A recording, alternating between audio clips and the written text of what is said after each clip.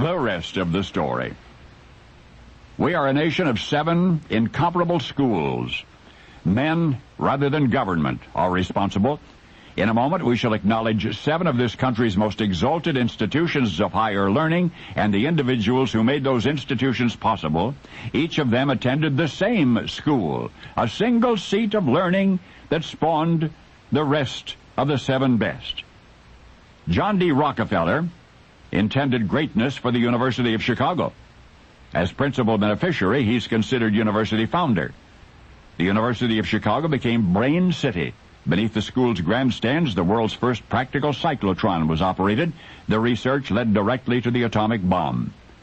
University of California founder John D. Rockefeller and Ezra Cornell graduated from the same school. Cornell has been described as an American Renaissance man, an agriculturalist, an inventor, an engineer. Cornell University follows in his splendid tradition. He, Ezra Cornell, and Johns Hopkins graduated from the same school.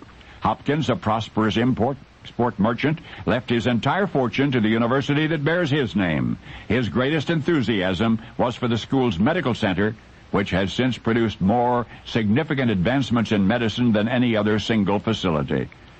Johns Hopkins and Augustus Juilliard graduated from the same school. Augustus was a textile merchant and, as one might imagine, a passionate lover of music. Juilliard's School of Music, Van Cliburn's alma mater, has bequeathed to the world as much greatness in musical performance as any other.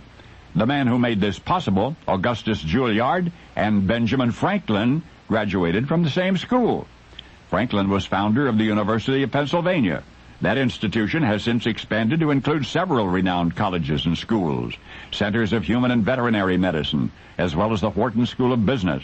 These are fragments of this educational giant. Ben Franklin, the man with whom it all began, and Leland Stanford graduated from the same school. Industrialists remember Stanford as one of the promoters of the Central Pacific Railroad.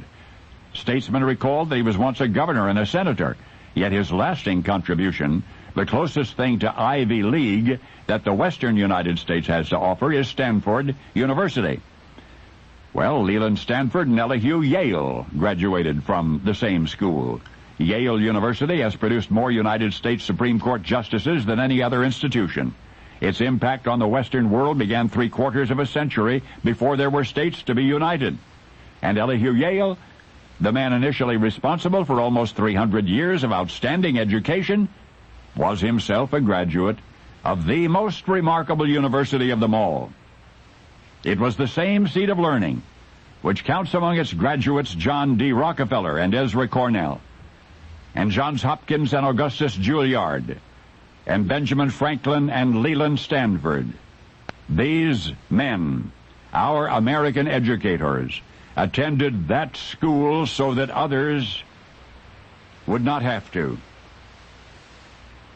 The School of Hard Knocks.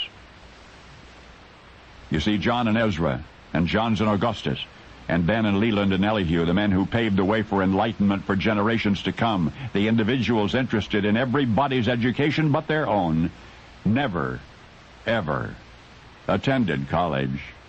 And now you know the rest of the story.